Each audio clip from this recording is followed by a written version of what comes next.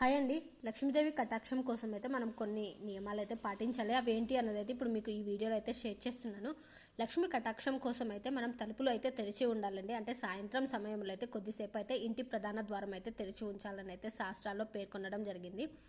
సాయంత్రం వేళ లక్ష్మీదేవి తన భక్తుల ఇళ్లకైతే వెళ్తుందని, ఇంటి తలుపులు మూసి ఉంచితే అమ్మవారు బయటికి వెళ్ళిపోతుందని శాస్త్రాలు చెబుతున్నాయి. ఇంటి ప్రధాన తలుపులు తెరవాలని మన పెద్దలు కూడా చెప్తూ ఉంటారు కదా. పూజా మందిరంలో దీపం వెలిగించడం ద్వారా కూడా అమ్మవారి అనుగ్రహం అయితే ఎప్పుడూ ఉంటుంది. సిరుల లక్ష్మిని అయితే ఆహ్వానిద్దామండి. ఎక్కువ ఆలోచించి మనసు పాడు చేసుకోకుండా ఉండాలి.